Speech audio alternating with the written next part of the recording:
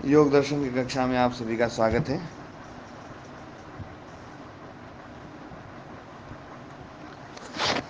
तो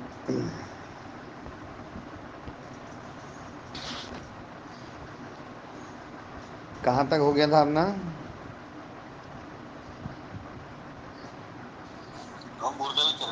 हाँ जी, ओम प्रणाम जी।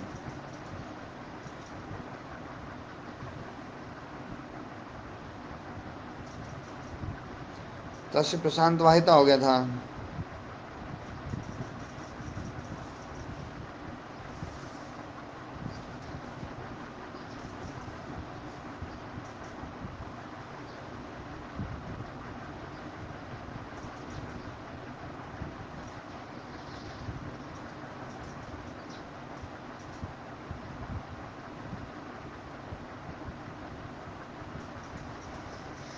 हम्म, 10वां पेज चल रहा था ना दूसरी फाइल में।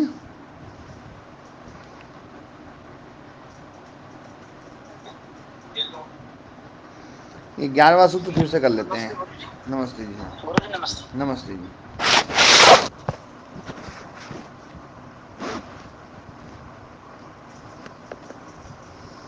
सर्वार्थ एकाग्रतयो क्षयोदयो चित्तस्य समाधि परिणाम।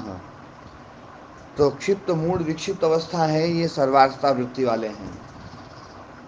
ये व्युत्थान अवस्था की वृत्ति है।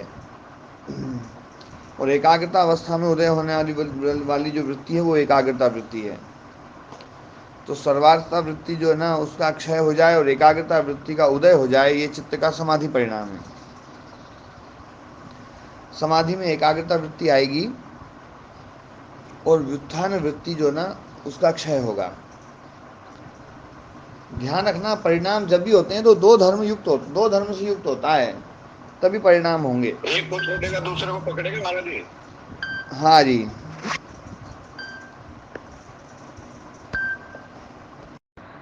तो अपनी चर्चा चल रही थी कि परिणाम जो होता है वो दो धर्म होने पर ही होगा, एक धर्म पे तो नहीं होगा। ऐसे ही है ना? हमारा जी एक जाएगा जब तो दूसरा आएगा। हाँ, यही परिणाम है। तो परिणाम में दो धर्म होने चाहिए, और आत्मा में दो धर्म कभी ऐसे आते नहीं कि भैया कोई पहले वाला चला जाए दूसरा वाला आ जाए, तो इसलिए आत्मा अपरिणामी है।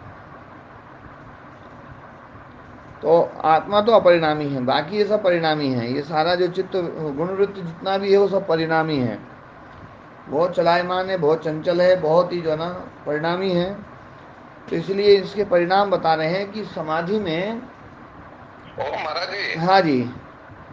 फिर ये होते किस में है? ये गुणी गुणों में ही बरत रहे हैं क्या? ये जो गीता ये कहती है कहाँ कहती है? ये वही बात है क्या ये? ये चित्त में होते हैं। हाँ, तो चित्त तो त्रिगुणात्मक है, तो गुण गुणों में बरतने वाली विषय बात होगी। हाँ। और हाँ, और आत्म तत्व जो है ना वो निष्त्रैगुण्य है। इसलिए भगवान कृष्ण कहते हैं अर्जुन से, अर्जुन तू निष्त्रैगुण्य हो जा, निष्त्रैगुण्यो भवार्जुन। तू अपने आप को आत्म तत्व समझ, जो त्रिगुणों से अलग है।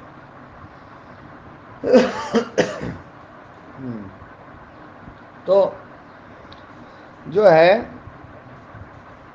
गीता को यदि समझेंगे ना, एक आध दो चीज को लेकर के विरोध करके अपन गीता को एक तरफ कर सकते हैं, कोई दिक्कत नहीं, अपन स्वतंत्र हैं, स्वतंत्रता करता।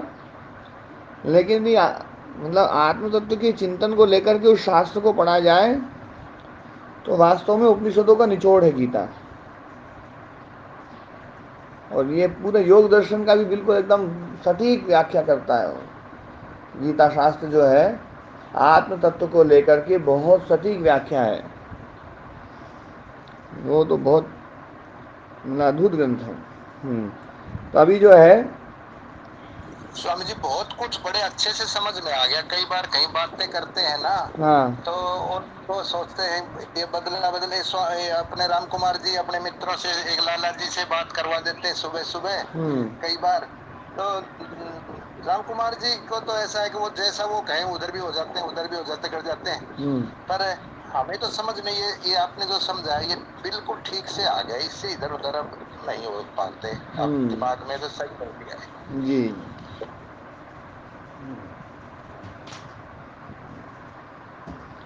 तो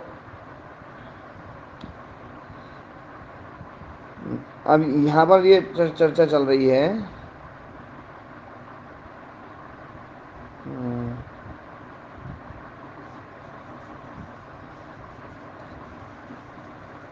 समाधि परिणाम में व्युत्थान वृत्ति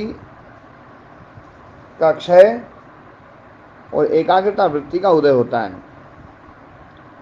और एकाग्रता वृत्ति का परिणाम है एकाग्र वृत्ति का शांत होना, और एकाग्र वृत्ति का ही उसी प्रकार की अन्य वृत्ति का जिसका विषय वही है उसका उदय होना।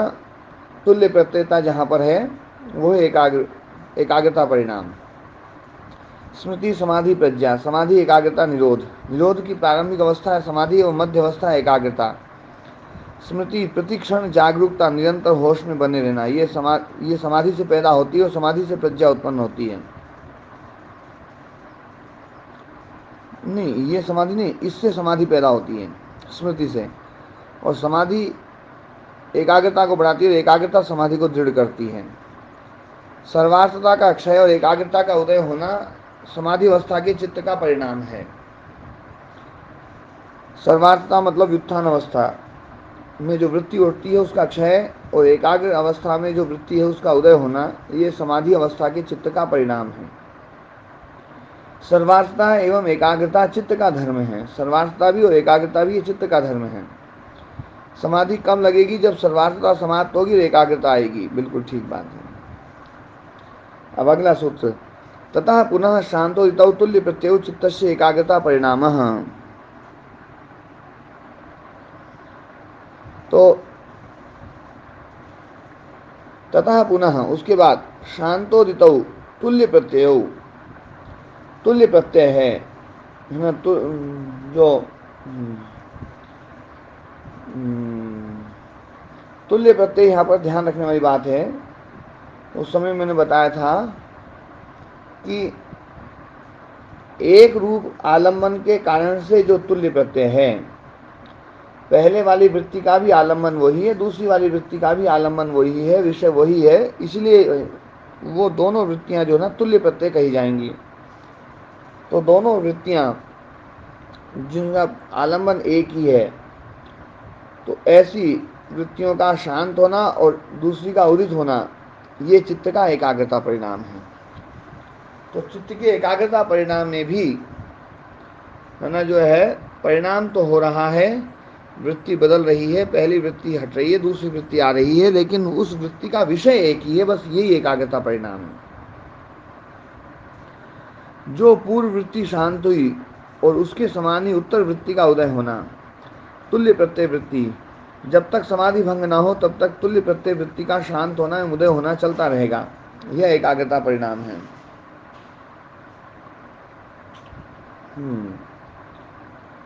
समाधि को लंबे समय तक टिकाने के लिए एकाग्रता अत्यंत आवश्यक है, ये बिल्कुल बात बिल्कुल जोर की कह दी। चित्त अनंत नहीं है, इसलिए चित्त की सीमा का बोध हो जाता है। अस्मिता रूप समाधि में चित्त की बाउंड्री का बोध हो जाता है। अस्मिता रूप जो समाधि है वो समाधि जो है चित्त के पूर्ण स्वरूप का बोध करा देती है कि चित्त कितना है। भोग अपर्ग देने में जो समर्थ है वह है सत। सत का योग दर्शन में यही अर्थ है, यह भी अर्थ है। जो सत को लेकर के थोड़ी सी लड़ाई भिड़ाई चलती है शास्त्रों में, सत क्या है, तो जहाँ सत को लेकर के जो है, तो जो भोग अपर्ग देने में समर्थ है वो सत है। सत का एक अन्य अर्थ है आत्म तत्व भी है, वास्तविक अर्थ है ये।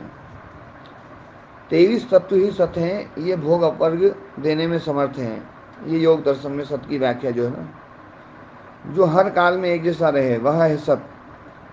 जहाँ यहाँ सत शब्द का अर्थ आत्म तत्व है। सच्चिदानंद में ये क्या है, यही अर्थ है यहाँ। सच्चिदानंद में जो अर्थ है कि जो तीनों कालों में एक जैसा रहे वह सत है,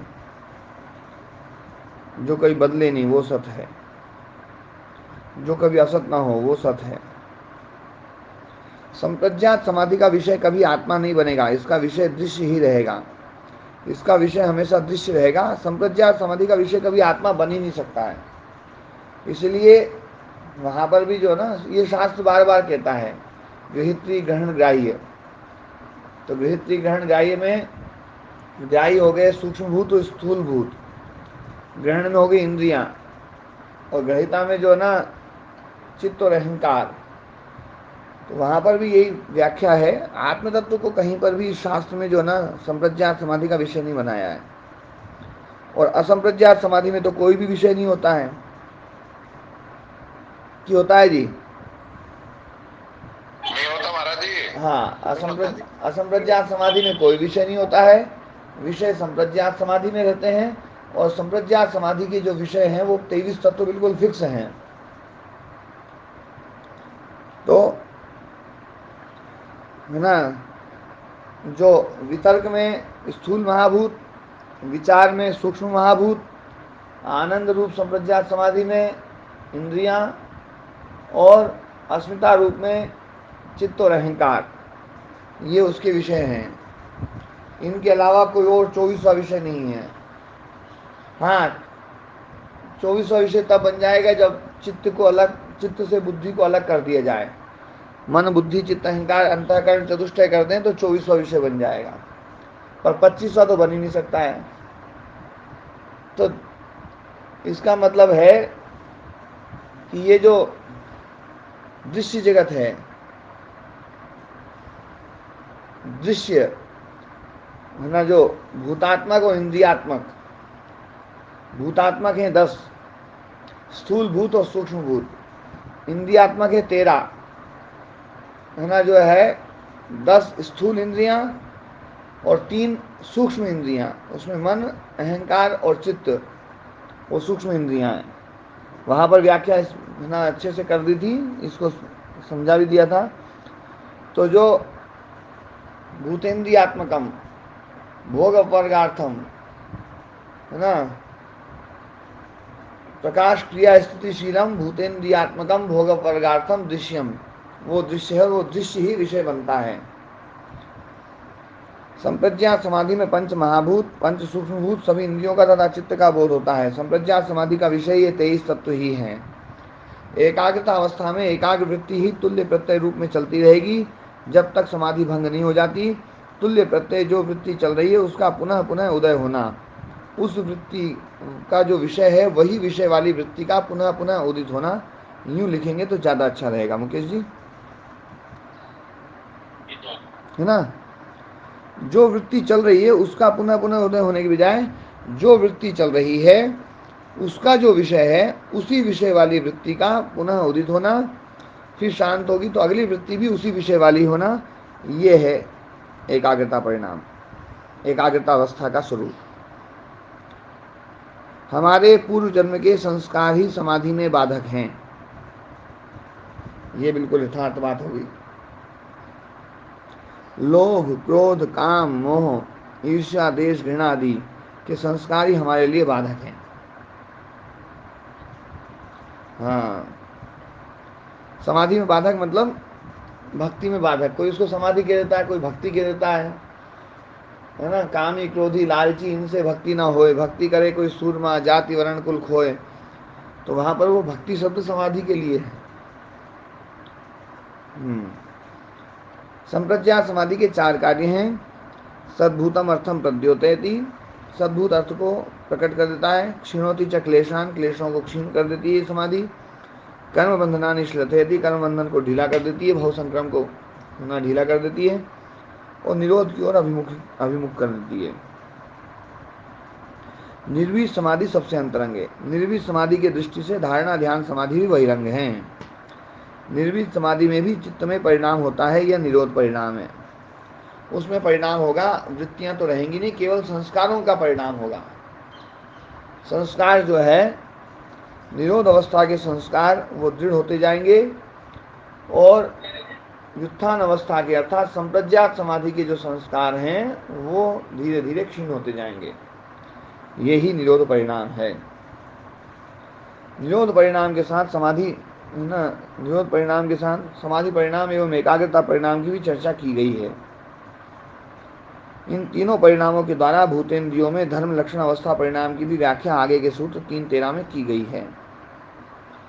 हाँ जी, तो ये 12 सूत्र हो गए। अब 13वां वाला सूत्र।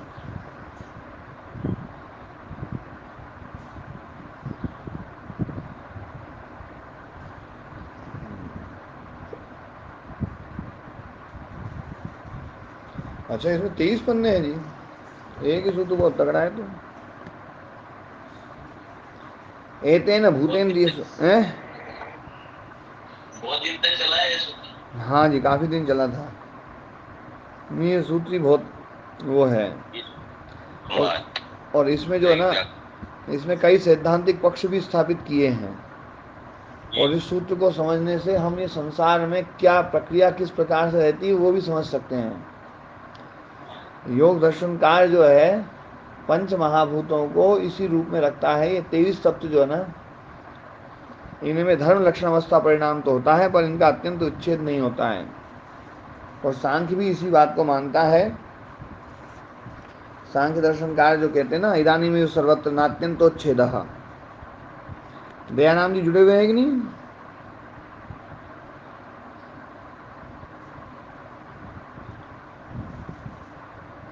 महाराज जी दयाराम जी ने कई दिन पहले क्लास छोड़ दी थी, फिर उसके बाद आए ही नहीं है वो। नहीं, अभी 2-3 दिन पहले तो आए थे।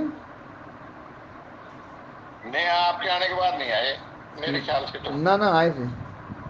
आए थे तो फिर मेरे ध्यान नहीं है। फिर आ जाएंगे, वो कोई काम कर रहे होंगे गुरुकुल में। गुरु जी आज योग दिवस है, वो योगाचार्य भी है। अच्छा अच्छा, हाँ ये बात बिल्कुल सही है जी, आज तो योग दिवस है। तो आपने तो योग दर्शन से योग दिवस की शुरुआत हो गई, ये सबसे बढ़िया। पर महाराज जी वो तो पहली क्लास तो है, आज वालों तो शरीर शरीर को ही है। नहीं, अपना तो सही हो रहा है। आप उन्होंने सही हो रहा, आप तो पहुंच जाओ ना महाराज जी। अरे क्या गजब की बात है, अपन उनकी बुराई करते होंगे और वो भी। महाराज जी बुराई किस कर रहा हूँ मैं, तो यथार्थ है, बुराई तो थोड़ी कर रहा हूँ। अब ये तो गलत बात है, देखो आप। वो पहली क्लास है तो है ही। चलो गलत मान लेंगे हम तो हमारी बात को, पर मैं तो जब मेरी बात को पूरी सुनी नहीं आपने, इसलिए थोड़ा सा गड़बड़ हो गया कि अपन उनकी बुराई कर रहे होंगे अभी कक्षा में। भैया की जो है ना, वो हाथ पांव हिला रहे हैं, उसी को योग मानते हैं। और वो लोग कहते होंगे, बोले वो लोग भी जो है ना समाधि हमारी की चर्चा करते रहते हैं, समाधि कोई लगाता है नहीं कोई। हमने है ना, कम से कम हम यहाँ पर मेहनत करके पसीना तो बहा लेते हैं, शरीर तो स्वस्थ हो जाता है। उनका ना तो शरीर स्वस्थ होता है ना मन स्वस्थ होता है। तो हम ज्यादा योगी हैं। यह गलती तो हम स्वीकार कर ही रहे हैं, नटकित रहे हैं। तो जो है ना, वो अपनी बुराई कर लेते हैं, अपन उनकी बुराई कर लेते हैं, दोनों योग दिवस मना लेते हैं। पर वह अपनी गलती स्वीकार नहीं कर रहा ना, हम तो स्वीकार कर रहे हैं हमारी गलती है। ऐसा नहीं है, वो भी स्वीकार कर लेते हैं। आदमी कई बार जो है ना, जीतने के लिए गलती स्वीकार करना पड़े ना तो फट कर लेता है ना महाराज जी, मैं तो मन से स्वीकार कर रहा हूँ, इतर खातर नहीं। ओम गुरुदेव हाँ जी, नमस्ते। तो संस्कार नाम दिया गया है गुरुदेव, ये स्वभाव से भी ले सकते हैं क्या? किसी का क्रोधी जैसे संस्कार दिया गया है इसमें, तो स्वभाव भी ले सकते हैं। जैसे कहाँ दिया गया है? स्वभाव हो किसी जो अब पीछे पड़ा है हमने संस्कार। नहीं, वाक्य बोलो पूरा। जो वृत्ति और संस्कार दिया गया है ना गुरुदेव, हाँ, इसको बोलो। तो स्वभाव से भी ले सकते हैं कि संस्कार को स्वभाव ही बोल सकते हैं। हाँ बोल सकते हैं, पर संस्कार जो है ना, संस्कार है वासना जी, जिसके द्वारा हम उस कर्म को दोबारा दोबारा करने के लिए प्रेरित हो जाते हैं। जी। जैसे किसी का क्रोधी स्वभाव हो, किसी का शांत स्वभाव हो, किसी का।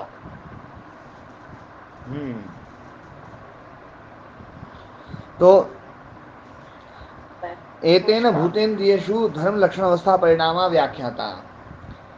अब चित्त के द्वारा, चित्त में जो परिणाम दिखाए हैं उन्हीं परिणामों के द्वारा भूतेंद्रियों में भी धर्म लक्षण अवस्था परिणाम की व्याख्या समझ लेनी चाहिए। इसी जो है ना परिणाम भेद के द्वारा, एतेन मतलब इस परिणाम भेद के द्वारा, या इस प्रकार की जो व्याख्या, उस व्याख्या के द्वारा भूतेंद्रियों में भी धर्म लक्षण अवस्था परिणाम व्याख्यात हो गया। तो व्यास मुनि जी समझाएंगे। तो व्यास मुनि जी की जो समझाई बात है वो बात अब मुकेश जी समझाएंगे। धर्म परिणाम, व्युत्थान धर्म से एकाग्रता धर्म आ गया। व्युत्थान धर्म से एकाग्रता धर्म आ गया तो ये धर्म परिणाम हुआ। यहाँ चित्त नहीं बदला है, केवल धर्म बदला है। व्युत्थान धर्म था पहले, फिर एकाग्रता धर्म आया, ये धर्म परिणाम। धर्म ही नहीं बदलता है, धर्म बदलता है। तो धर्म और धर्मी के भेद को विवक्षित करते हुए, धर्म धर्मी के भेद को स्वीकार करते हुए ही ये बात यहाँ पर कही जा रही है। लक्षण परिणाम, एकाग्रता धर्म चित्त में पहले से था, यह अनागत धर्म था, अभी अप्रकट था, अब प्रकट हो गया। अनागत लक्षण जो है वो वर्तमान लक्षण हो गया, और वर्तमान लक्षण भी अतीत लक्षण हो गया। घड़ा घट टूट कर ठीकरा बन गया। ठीकरा, ठी में है ना, जो ना ये बड़ी, चूर्ण एवं मिट्टी बन जाए। तो अनागत लक्षण, वर्तमान लक्षण और अतीत लक्षण, जैसे मिट्टी से घड़ा बना दिया और घड़ा टूटकर पुनः मिट्टी में परिवर्तित हो गया। तो यह है लक्षण परिणाम। लक्षण परिणाम जो है ना, काल की दृष्टि से लक्षण परिणाम होता है। उसमें वर्तमान, अतीत और अनागत, भविष्य। और उस समय अच्छे से चर्चा करी थी हमने कि मिट्टी में जो घट धर्म है वो है, पहले से है या नहीं है। हाँ जी, है या नहीं है? हाँ, घट धर्म पहले से है, ये हमें मानना पड़ेगा। जब हम ये मान लेते हैं तो चित्त में एकाग्रता परिणाम पहले से है या नहीं है? एकाग्रता धर्म, हाँ एकाग्रता धर्म है, पर वो अनागत है। ओम गुरु जी। हाँ जी, ओम। ये त्रिगुणों की जो प्रक्रिया उसी तरह से तो है। त्रिगुणों का जो सिस्टम होता है ना, जैसे 18वें सूत्र में दूसरे पद के में बताया था, वही सिस्टम इनमें होता है। जी। तो हमारे चित्त में सारे धर्म पहले से मौजूद हैं, बस अनागत रूप में हैं। वो जब तक वर्तमान लक्षण नहीं होते हैं तब तक वो व्यक्त नहीं होते हैं। तो ये जो है ना अनागत लक्षण धर्म जब वर्तमान हो जाए तो वो दूसरा रास्ता है, और जब वर्तमान फिर अतीत हो जाए तो वो है ना तीसरा रास्ता है। इसको ना तीसरा काल बोले, पहला काल, दूसरा लक्षण, पहला लक्षण, दूसरा लक्षण, तीसरा लक्षण। तो अनागत लक्षण, वर्तमान लक्षण और अतीत लक्षण। अवस्था परिणाम, घटा घट है, हर क्षण पुराना हो रहा है, हर क्षण घड़े की अवस्था परिवर्तित हो रही है। जैसे व्युत्थान अवस्था, एकाग्र अवस्था आ गई, एकाग्र अवस्था में भी पहले एकाग्र अवस्था थोड़ी सी उसके संस्कार प्रबल नहीं थे, कमजोर थे। धीरे धीरे उसमें दृढ़ता आ रही है, दृढ़ता आ रही है, दृढ़ता आ रही है। व्युत्थान अवस्था वाले जो संस्कार थे वो प्रबल थे, लेकिन उनमें धीरे धीरे धीरे धीरे कमजोरी आ रही है। यही उसका अवस्था परिणाम है। तो धर्म लक्षण अवस्था परिणाम जो है ये तीनों जो है बताए हैं। एक तो होता है धर्म, व्युत्थान, एकाग्रता आदि धर्म है। धर्मी है चित्त, जिसमें ये धर्म रहते हैं। कोई भी धर्म 3 लक्षण वाला होता है। अनागत धर्म, जैसे पिंड में घड़ा दिखाई नहीं दे रहा है, घड़ा अभी बना नहीं है, तो पिंड में घड़ा दिखाई नहीं दे रहा है, घड़ा अभी बना नहीं है। वर्तमान धर्म, पिंड से घड़ा बना देने पर घड़ा दिखाई दे रहा है, ये वर्तमान धर्म। और अतीत लक्षण धर्म, घड़े के बन जाने के बाद पिंड अब अतीत हो गया।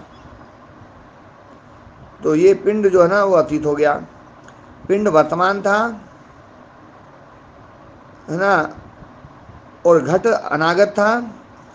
फिर घट वर्तमान हो गया, पिंड अतीत हो गया, और फिर पिंड घट से जब ठीकरा बन गया तो घट धर्म जो है वो अतीत हो गया और ठीकरा धर्म वर्तमान हो गया। तो तीनों धर्म जो ना, अनागत धर्म, वर्तमान धर्म, अतीत धर्म, यही लक्षण है ना। अनागत लक्षण, वर्तमान लक्षण और अतीत लक्षण। पिंड, घड़ा, सकोरा या ईंट, अतीत लक्षण, वर्तमान लक्षण घड़ा, सकोरा या अनागत लक्षण है। बुद्धि चित्त के 8 धर्म हैं। धर्म, वैराग्य, ऐश्वर्य, ज्ञान, अधर्म, अवैराग्य, अनैश्वर्य और अज्ञान, ये 8 धर्म हैं। योग दर्शनकार एवं सांख्य दर्शनकार धर्म धर्मी में भेद नहीं मानते हैं, लेकिन जब धर्म लक्षण अवस्था परिणाम की व्याख्या करते हैं तो धर्म धर्मी में भेद मान करके ही परिणाम वो करते हैं, जबकि न्याय एवं वैशेषिक दर्शन धर्म धर्मी में भेद मानते हैं। जबकि बौद्धों का क्षणिकवाद धर्म एवं धर्मी दोनों को बदल देता है। वहाँ धर्म ही धर्म है सब कुछ, है ना। तो धर्म लक्षण एवं अवस्था परिणाम तात्विक दृष्टि से एक ही हैं। Very important. दृश्य जगत अधिक से अधिक 23 तत्वों में परिवर्तित हो सकता है, इसके बाद तत्वांतर परिणाम नहीं होगा, इसके बाद तो धर्म लक्षण अवस्था परिणाम होगा। क्या गजब की बात कही है जो है। अब अगले दिन लक्षण परिणाम में कालकृत परिणाम को लिया जा रहा है। पिंड, घड़ा, घट वापस चला गया, ईंट बन गई। तो अतीत लक्षण धर्म, वर्तमान लक्षण धर्म, अनागत लक्षण धर्म। तो अतीत लक्षण धर्म ये पिंड है, वर्तमान लक्षण है घट, अनागत लक्षण है जो सकोरा। ये एक अवस्था में है सब, मतलब इसको ऐसा मत समझना कि ये 3 शब्द लिखे हैं, पिंड, घड़ा और सकोरा। तो पिंड में अतीत लक्षण धर्म हो गया, घड़े में वर्तमान लक्षण धर्म हो गया, और ईंट जो ना अनागत लक्षण धर्म हो गया। ऐसा नहीं है, अभी घड़ा है मौजूद, जो वर्तमान लक्षण है पदार्थ वो रहेगा। अब वर्तमान लक्षण जब घड़ा है तो घट में पिंड जो ना अतीत लक्षण है धर्म है, और ईंट जो है या सकोरा है या टुकड़े हैं या चूर्ण है वो अनागत लक्षण धर्म है। सांख्यकार सत्कार्यवाद को मानते हैं। सत्कार्यवाद जो है कारण मिटना और कार्य, तो कार्य में कारण में कार्य मौजूद है, कारण में कार्य मौजूद है, यही सत्कार्यवाद है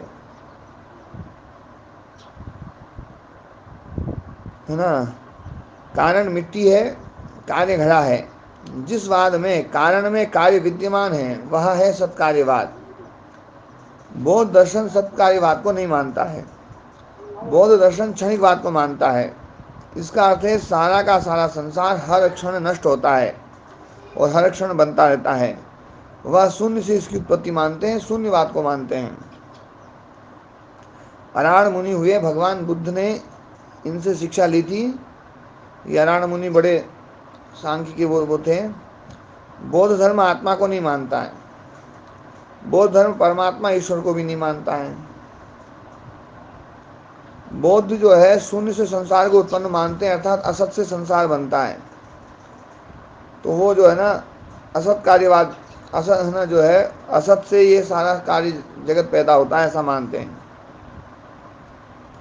इसलिए शंकराचार्य जी ने बौद्ध मत का प्रबल खंडन किया, क्योंकि असत से संसार कैसे उत्पन्न हो सकता है। बौद्धों का असत कार्यवाद है।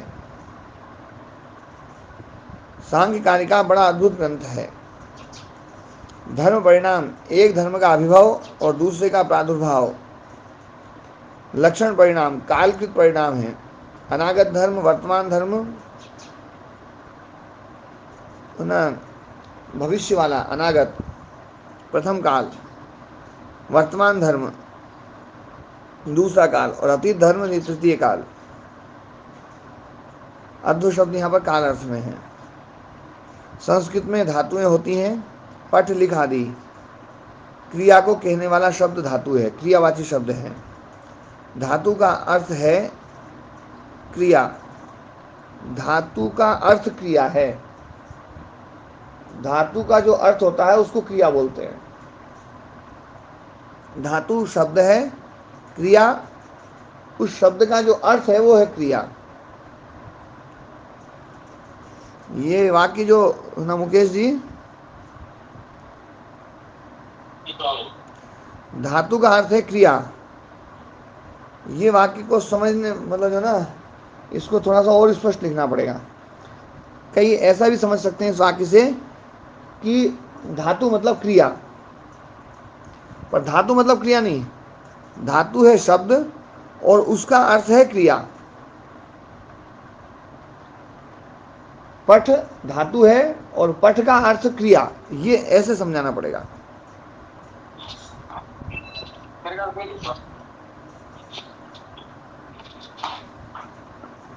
है ना। इस वाक्य को ऐसे मत पढ़ लेना। के बाद जो पढ़ना है वो क्रिया हो गई और पठ है वो धातु हो गई। हाँ, इस वाक्य को ऐसे मत पढ़ लेना, धातु का अर्थ है क्रिया। इस वाक्य को ऐसे पढ़ ले कोई व्यक्ति कि पट का अर्थ है कपड़ा, ऐसा नहीं है। ये है धातु है शब्द और अर्थ है क्रिया, ये है मतलब धातु शब्द, धातु का जो वाचक है, धातु शब्द, धातु का जो वाच्य है वो है क्रिया।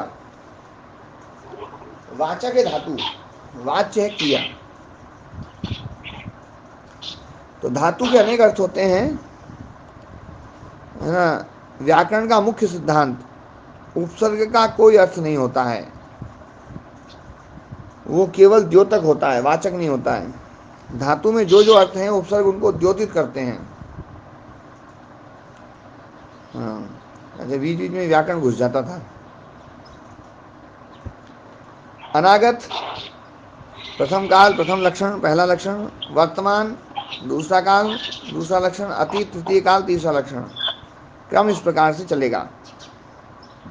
व्युत्थान धर्म वर्तमान काल में है तो निरोध धर्म उसी अभी अनागत धर्म है, और अब निरोध धर्म वर्तमान हो गया तो व्युत्थान धर्म अतीत हो गया। हर धर्म में तीनों लक्षण मौजूद हैं, अनागत वर्तमान और अतीत तीनों। पृष्ठ 340 का शेष 6/5/2023।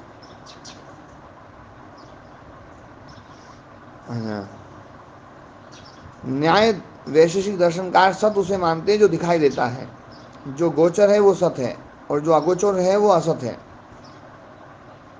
ना।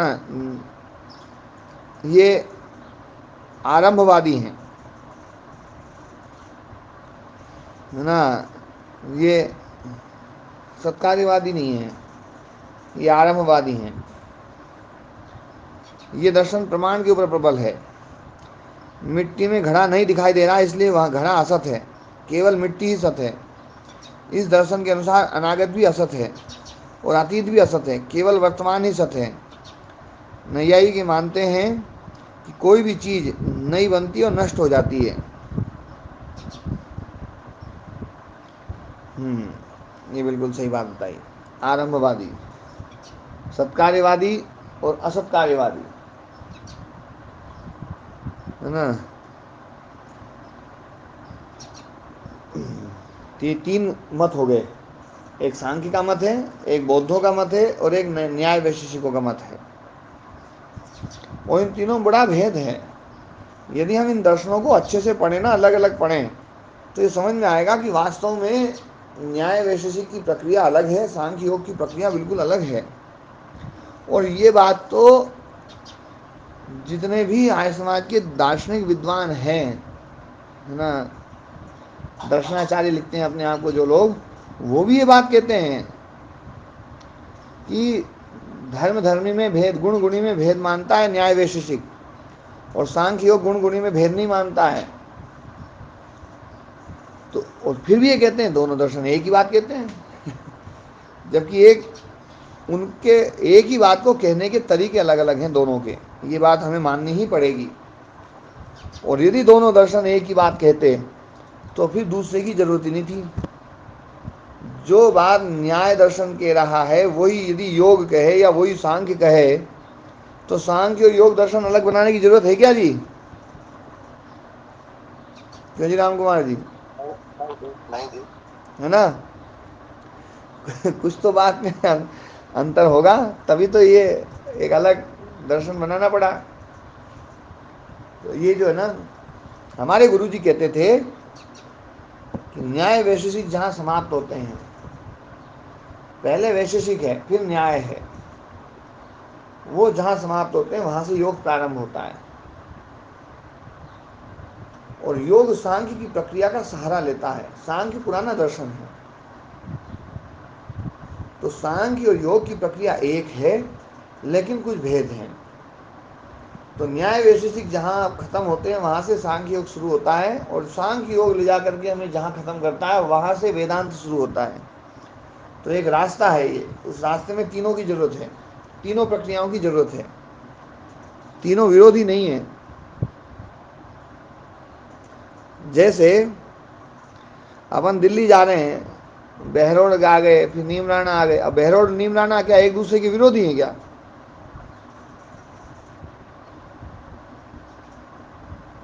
क्यों जी? जी नहीं है जी। हाँ, एक दूसरे के विरोधी नहीं है।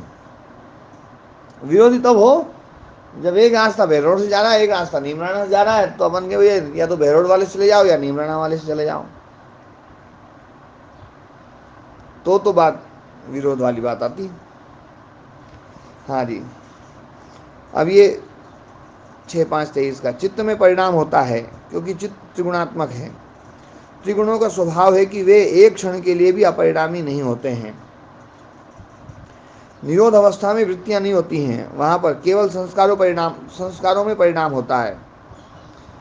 केवल संस्कारों में परिणाम होता है। व्युत्थान संस्कारों का अभिभव, क्षीण होना, नष्ट होना तथा निरोध संस्कारों का प्रादुर्भाव होना निरोध अवस्था में, यही निरोध परिणाम है। अभी यदि व्युत्थान अवस्था है और निरोध अवस्था आने वाली है तो ऐसी स्थिति में यहाँ पर निरोध धर्म अनागत लक्षण है, और जब निरोध अवस्था आ जाती है तो निरोध धर्म वर्तमान लक्षण हो गया और व्युत्थान धर्म अब अतीत लक्षण वाला हो गया। अर्थात अब व्युत्थान धर्म अतीत लक्षण हो गया है। स्वरूप में अभिव्यक्ति वर्तमान लक्षण में ही होगी, किंतु उसका तात्पर्य यह नहीं है कि जिस धर्म के स्वरूप की अभिव्यक्ति नहीं हो रही है तो वह धर्म नष्ट नहीं हुआ बल्कि वह विद्यमान है। अरे पेज गड़बड़ हो गया।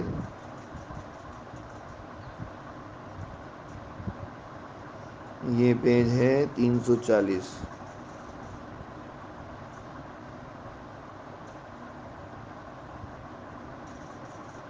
सही लग रहा है सर। वाक्य थोड़ा सा नहीं है। चलो वाक्य को पूरा फिर से पढ़ते हैं, पूरा पढ़ते हैं तब समझ में आएगा। स्वरूप में अभिव्यक्ति वर्तमान लक्षण में ही होगी, किंतु उसका तात्पर्य यह नहीं है कि जिस धर्म के स्वरूप की अभिव्यक्ति नहीं हो रही है तो वह धर्म नष्ट नहीं हुआ है बल्कि वह विद्यमान है, अभी अनागत एवं अतीत लक्षण के रूप में है। वर्तमान लक्षण में भी अतीत एवं अनागत लक्षण बना हुआ रहता है, ये नष्ट नहीं होते हैं। इसको थोड़ा सा हल्का सा, जिस धर्म के स्वरूप की अभिव्यक्ति नहीं हो रही है इसका मतलब ये नहीं है कि वो धर्म है ही नहीं, नष्ट है ना। ये वाक्य जो है ना, नष्ट नहीं हुआ बल्कि वह विद्यमान है। हाँ, पीडीएफ का जो ना छठा पेज, छठा और सातवें में थोड़ा सा, सातवें पेज के प्रारंभ की जो वाक्य है उसी। हाँ, और छठे की वो जो ना, तो स्वरूप में अभिव्यक्ति वर्तमान लक्षण में ही होगी, किंतु इसका तात्पर्य यह नहीं है कि जिस धर्म के स्वरूप की अभिव्यक्ति नहीं हो रही है वो धर्म है ही नहीं। ये वाक्य पहले मतलब उसको पूरा कर दिया जाए।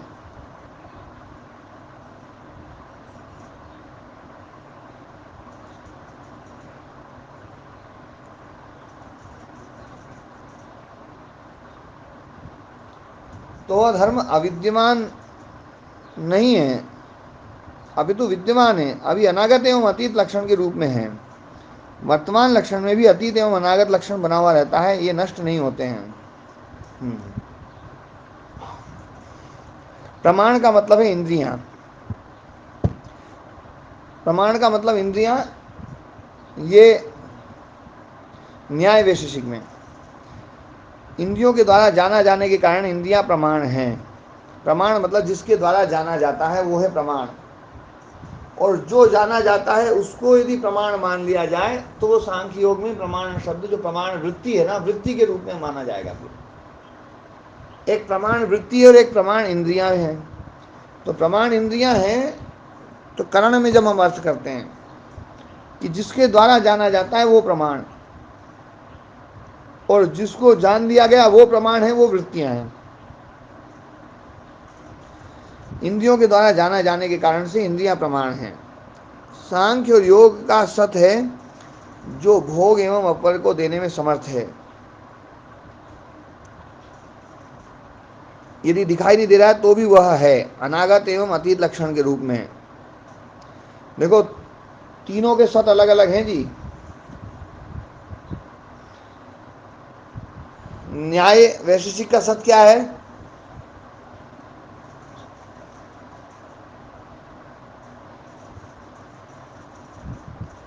हाँ जी, जो दिखाई दे रहा वो सत है, अभी जो है नहीं ना वो सत नहीं है। मिट्टी है तो मिट्टी में मिट्टी सत है, बस घड़ा सत नहीं है। और सांख्य योग का सत जो भोग अपर को देने में समर्थ है, भले ही वो अनागत हो चाहे अतीत हो, लक्षण चाहे कुछ भी हो, पर वो उसमें मौजूद है। और वेदांत का सत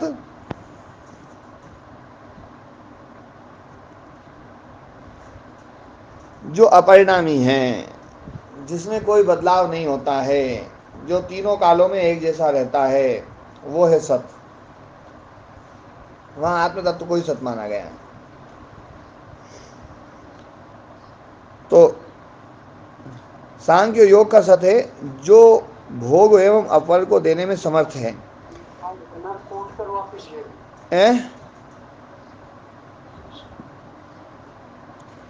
यदि दिखाई नहीं दे रहा है तो भी वह है, अनागत एवं अतीत लक्षण रूप में। सत्कार्यवाद, कारण में कार्य विद्यमान है।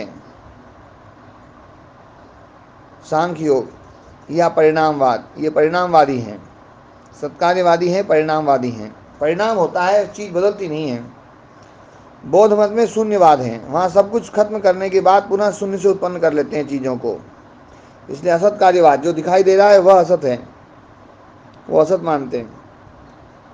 वेदांत दर्शन विवृत्तिवाद है, दूध से दही बनता है, जो विकृत हुआ है वो है विवर्त।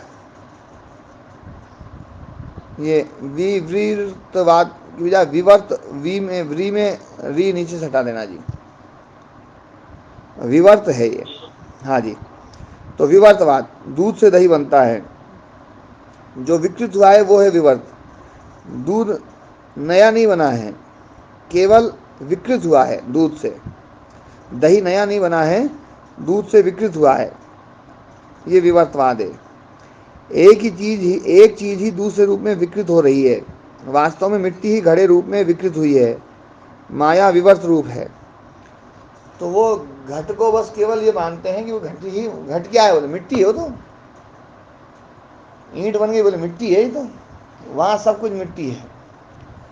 तो वो विवर्त रूप है उनका।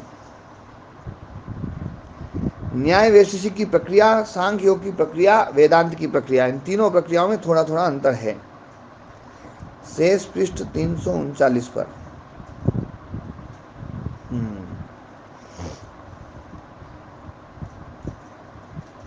शेष पृष्ठ 339 पर।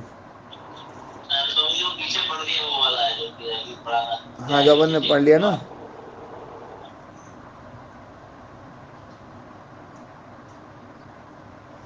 हाँ, बौद्ध शून्य से संसार को उत्पन्न मानते हैं, अर्थात असत से संसार बनता है। इसलिए शंकराचार्य जी ने बौद्ध मत का प्रबल खंडन किया है, क्योंकि असत से संसार कैसे उत्पन्न हो सकता है। बौद्धों का असत कार्यवाद है। सांख्य कारिका बड़ा अद्भुत ग्रंथ है। धर्म परिणाम ये सब जो है ना, तो संस्कृत में धातुएं ये होती, ठीक है ना।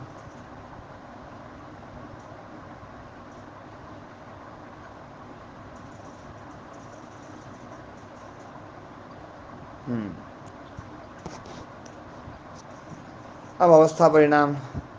निरोध रूप में निरोध संस्कार बलवान होते हैं, व्युत्थान संस्कार दुर्बल होते हैं। यही धर्मों का अवस्था परिणाम है।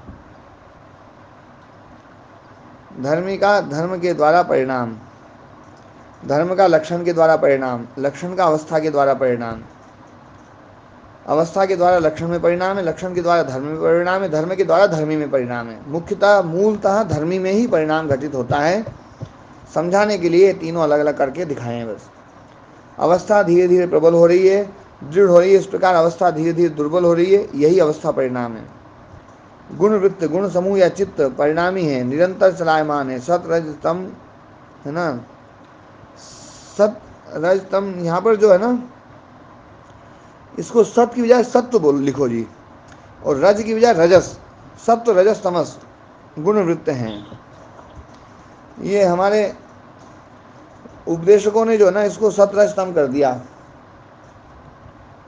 ये है सत्व, रजस और तमस। उपदेशकों ने सत्व गुण को सतोगुण भी कर दिया। वो सतोगुण नहीं है, सत्वगुण। रजोगुण और तमोगुण में तो सही है, पर सत्वगुण में ओ नहीं आएगा। धर्म धर्मी भेद करें तो तीन प्रकार के परिणाम हैं। योग दर्शन गुण एवं गुणी में भेद भी मानता है और अभेद भी मानता है। धर्मी चित्त है, केवल धर्म बदल रहे हैं, धर्मी चित्त नहीं बदल रहा है। बिना धर्मी के धर्मों का अस्तित्व हो ही नहीं सकता। पारमार्थिक दृष्टि से धर्म गुण धर्मी गुणी में भेद नहीं किया जा सकता है, ये पारमार्थिक दृष्टि। जबकि व्यावहारिक दृष्टि से धर्म धर्मी में भेद मानना पड़ेगा। जैसे मिट्टी, घट, ईंट, सकोरा आदि व्यवहार काल में इन धर्मी मिट्टी में एवं धर्म घट, ईंट, सकोरा आदि में भेद करना ही पड़ेगा। सत्कार्यवाद को ही परिणामवाद कहा जाता है। यह सांख्य योग का प्रबल सिद्धांत है। निर्माणवाद है आरंभवाद, उसमें नया निर्माण होता है, नई चीज बनती है। साम्य अवस्था का अर्थ वर्तमान में लोग गलत अर्थ करते हैं। तीनों गुण बराबर हो जाना साम्य अवस्था मान लेते हैं, जबकि साम्य का अर्थ है सामान्य, सत्व रजस तमस, सामान्य धर्म है ये। सामान्य से मतलब महाराज जी, सामान्य मतलब जैसे गाय में कुछ विशेष धर्म है और कुछ सामान्य धर्म है जो सब में समान है, हर गाय में है, वो है सामान्य धर्म। तो सामान्य धर्म जो है ना समाप्त नहीं होता है, और सामान्य धर्म पैदा भी नहीं होता है। हाँ, विशेष खत्म होगा, विशेष ही पैदा होगा। हाँ, विशेष धर्म ही पैदा होगा, विशेष ही जाएगा और विशेष ही आएगा। तो इसलिए सामान्य धर्म ये सत्व रजस तमस ये समाप्त नहीं होते हैं, ये हमेशा रहेंगे क्योंकि सब में एक जैसे दिखाई दे रहे हैं। ओ महाराज जी, हाँ जी, सत्व रजस तमस का सामान्य धर्म क्या हुआ फिर? हर पदार्थ, इधर सुनो, हर पदार्थ का सामान्य धर्म है सत्व रजस तमस। हाँ ठीक है, सत्व रजस तमस का सामान्य धर्म नहीं है, सत्व रजस तमस खुद ही सामान्य है, खुद ही सामान्य है। हाँ, तो वो खुद ही सामान्य है तो फिर वहां बनावट नहीं है, ये कहना चाह रहा है क्या? हाँ, सामान्य धर्म मतलब वो सब जगह ही है, सब में एक जैसा है, यूं नहीं है इसमें कोई विशेष हो।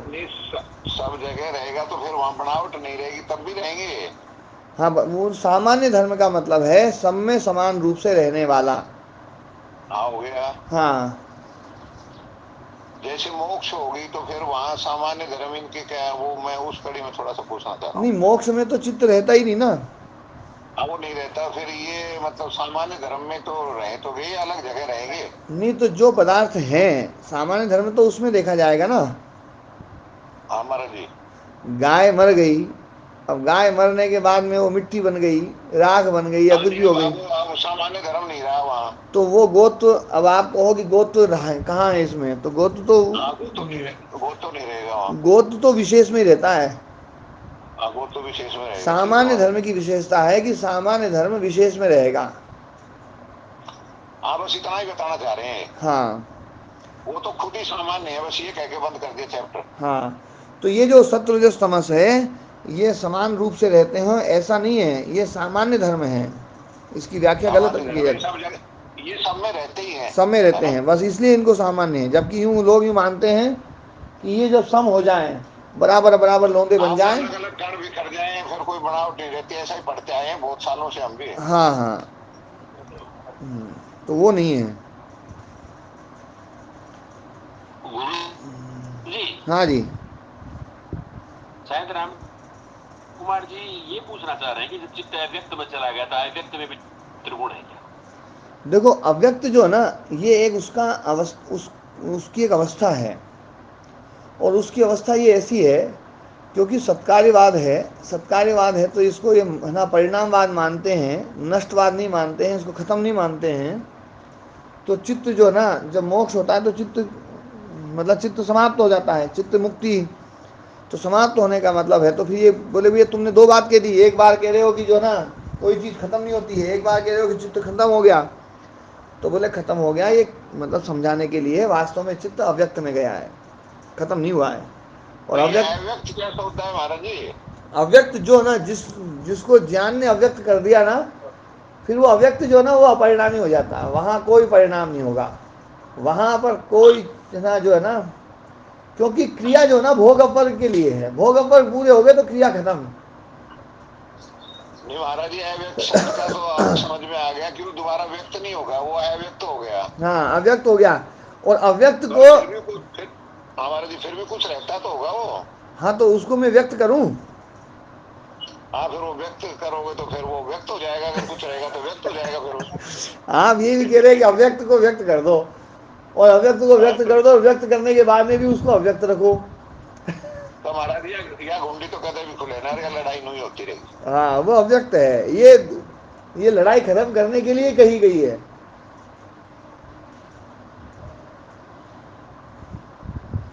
ये लड़ाई खत्म करने के लिए ये है ना, ये मतलब बनाई गई है ये अव्यक्त वाली जो चीज़ है ना। हाँ जी, तो समय हो गया काफ़ी। ओहो, तो आज इतना ही करते हैं, कल फिर नोवा पेज है ना, ध्यान रखना, याद दिला देना, नोवा पेज चलेगा। ठीक है, ओम प्रणाम जी सभी को।